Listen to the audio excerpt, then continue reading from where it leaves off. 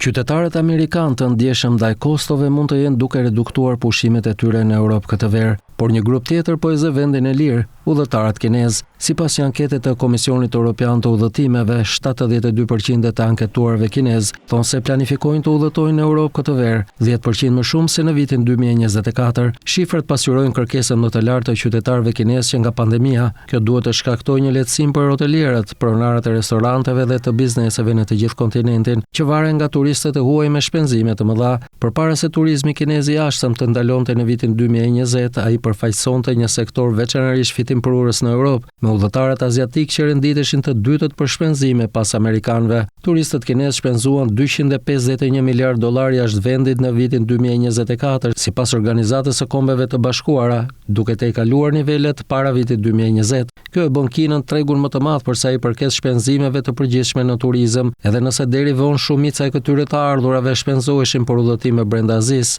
por ata nuk planifikojnë të shpenzojnë si më parë. Kjo është e çuditshme duke pasur parasysh prirjen e mëparshme të grupit për blerje luksoze.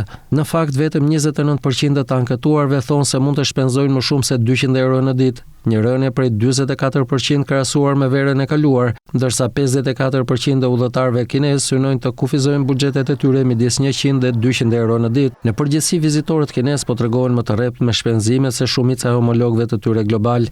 Sondazhi pyeti 7100 turistë të udhëtimeve të gjata nga Australia, Brazili, Kanadaja, Kina, Japonia, Korea e Jugut dhe Shtetet e Bashkuara të Amerikës, dhe rezultatet tregojnë se 11% e tyre do të ulin shpenzimet në Europë këtë verë. Raporti përgjithshëm i udhëtarëve që shpenzojnë vetëm 100 deri në €200 në ditë ishte më i ulët se përqindjet e udhëtarëve kinezë. Në një klim pasigurie ekonomike, pak turistë po shpenzojnë shifra të larta pavarësisht nga origjina e tyre. Kjo pasqyrohet në të dhënat e Këshillit Botëror të Udhëtimeve dhe Turizmit, që tregojnë se rritja e turizmit pritet të ngadalsojë ndjeshëm në vitin 2025. Vetëm 1/3 të anketuarve amerikan po planifikojnë udhëtime në Europë këtë verë, që është 7% më pak se në vitin 2024. Gjithashtu, 3 shtete të tjera të anketuara në raport, si Brazili, Kanadaja dhe Japonia, janë në rënje, edhe pse në një shkallë më të vogël. Kostot e larta të udhëtimit dhe planet për të bërë pushime në vend janë pengesat kryesore.